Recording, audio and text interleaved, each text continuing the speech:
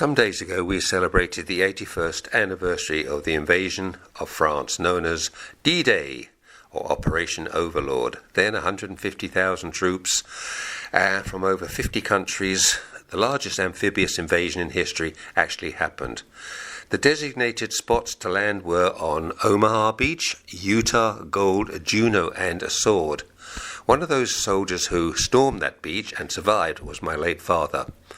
He never talked about it really, and I did mention it after the war to say something about it. He didn't even mention that he'd been at Dunkirk, was marooned on the beach for 3 days, being strafed by the Luftwaffe before being rescued by the small boats.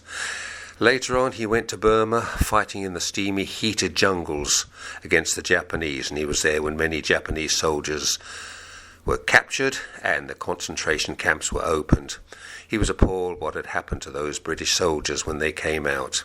It affected him so much that I remember in the 1960s he belonged to a golf club. Not that he played golf, but many of his army colleagues were members there, and it was a social watering hole where they could meet. And I was with him that day, and we were having a quiet discussion over lunch.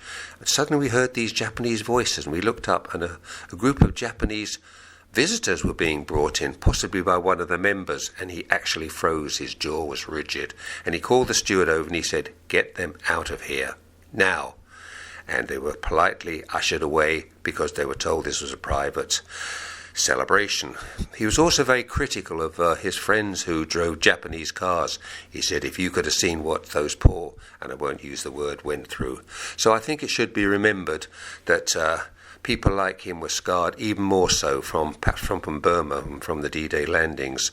But he survived it and he came back. He was always very critical of the country afterwards, and I have the feeling, I'd like to suggest, that I don't think he would have stormed the beaches again, not if he could look around and see what is happening.